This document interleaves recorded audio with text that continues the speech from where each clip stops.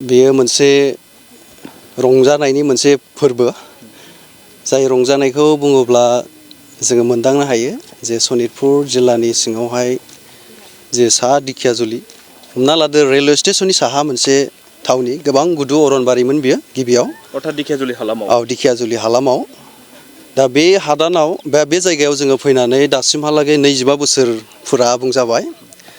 बेनिफ्राय जों बेयाव थागिबि हिसाबै इसोर खुलुमग्रा हिसाबै जोङो मोनसे गिर्जा दं जाय एडेनबारि बाप्टिस्ट गिर्जा होननानै बुङो।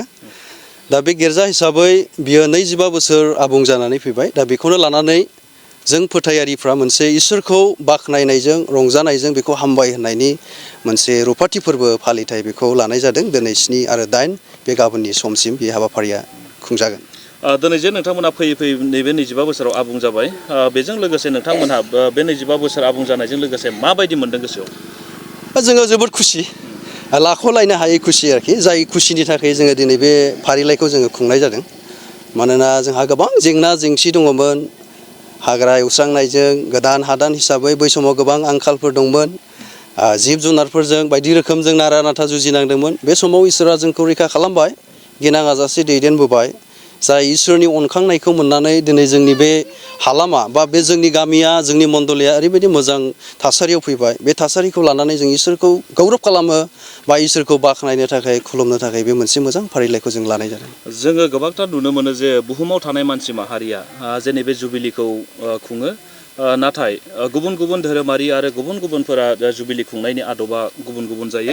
दायो नोंथांमोनहा ख्रिस्ट' सिबियारि हिसाबै नोंथांमोनहा जुबिलिखौ मानो थाखाय खुंनाय जायो? निस्सय गुबुन गुबुन धोरोमफोर बा गुबुन गुबुन जायगाफ्राव बे जुबिलिखौ खुंनाय जायो। जों खृष्टान हिसाबै बेखौ खुंनायनि गुदियानो जाहैबाय गोदो गोदायनिफ्रायनो बाइबेलाव बियो रोखा दं। इजराइलारिफोरनि गेजेराव बियो गिबिथि खुंजेन जादोंमोन। दा बेखौनो जों खृष्ट फोथायारि जानाय हिसाबै बे मोनसे फोरबो फालिथायनि गेजेरजों जे 25 बोसोर अर्थात जोंनि बे एडेनबारि मण्डलिनिखौनो लानानै आं बुंनो सानबाय। 25 बोसोराव जे इसोरा जोंखौ खांबोबाय, खांबोनायनि गेजेरावब्लाबो जोङो न'खर हिसाबै, समाज हिसाबै, धोरोमारि बिथिङावनो जा गुबुन गुबुन बिथिङाव जों मानसि हिसाबै माब्लाबा गेना गोरोन्थिखौ जों खालामो, नांलाय खमलाय जों खालामफ्राङो। दा बे जुबिलिया मोनसे इसोरजों सोमोन्दो लाफिननाय बा गावजों गाव मोनसे निमाहा होज्लायनाय, खेमा होज्लायनाय, गोजामखौ गारनानै गोदान मोनसे आदब खायदाजों आवगायलांनायनि मोनसे फोरबो। सोरबा माबा मोनसे दुखुआव दङमोनब्लाबो बे दुखुनि माबा मोनसे धारुवाफोर जादोंब्लाबो बेखौ नागारलायनाय, पाप नागारलायनाय, निमाहा होलायनायनि बे मोनसे फोरबो। बेनिखायनो जों बेखौ खुंनाय जादों। नोंथांमोनहा दिनैनि नैबे मेहेरगोनां हाबाफारिखौ सानबैसेनि थांखिजों खुंनाय जादों? बे फारिलाइया दिनै बियो जागायबाय 2:30 बियो प्रग्रामाव होजादों। बेनिफ्राय जोंनि गुबुन गुबुन फारिलाइया दा जानानै थांबाय आरो बे फारिलाइखौ दिनै 7 आरो 8 बे डिसेम्बर बेयो गाबोनसिम खुंजानाय जागोन। बे साननैनि हाबाफारि लानानै नोंथांमोना नैबे दिनैनि गिबि सानाव मा मा हाबाफारि लादों?